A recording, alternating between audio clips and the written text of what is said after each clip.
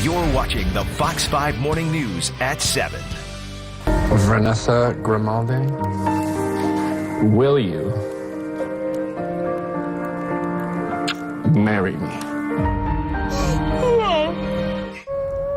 Look at the way he looks at her. A whole season of romance ends with another proposal on The Bachelor. So here's the question. Is it fair to compare our own relationships to what we see on the show?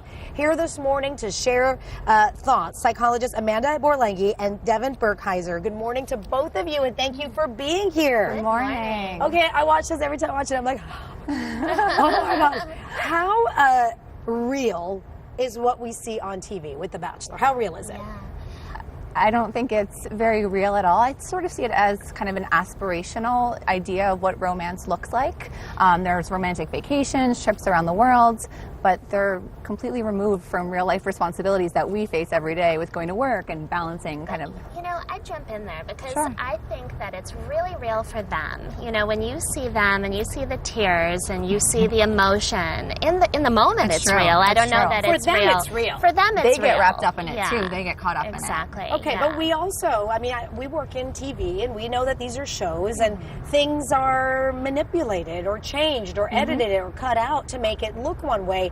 And then the viewers, we see something totally different and think, oh my gosh, why doesn't my husband and my boyfriend look at me like that, right?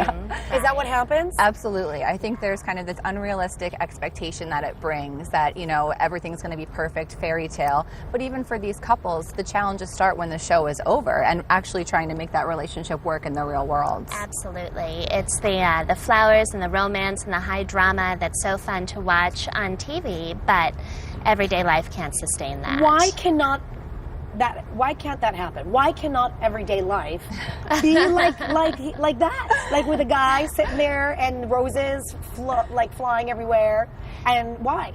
Well, I don't know. I mean, would it maybe get a little bit boring after a while? Don't you need a little more in life sometimes to give it some meat? And we have to go to work. We have to kind of take care of real responsibilities. When these people are on the show, they don't have a cell phone. They're not going to their jobs. Yeah. It's a total kind of vacation bubble. Do you think there's any young single women who watch that? And we see women from all over the country. They're just like, over The Bachelor. And they want to be in that type of situation. Absolutely. Could they learn anything positive from the show? I think it's, you know, kind of nice to think about going for what you want in life and kind of putting yourself out there. But I do think it's important that people kind of maintain more realistic standards for relationships in general. So you're not a big fan of these shows? I love the show. Yeah, you love the show. I love the Okay. show. Yeah, I get totally caught up into it. But I think it's just important to not carry that over to your real life relationships. Okay.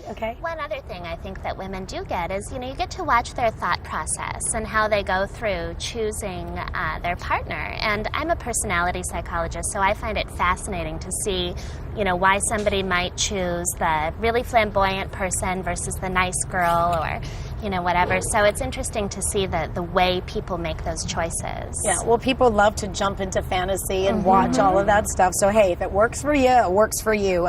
Amanda, Devin, thank you for being here. Thank really you. good conversation. Thank you. All right, guys, we're going to send it in to you.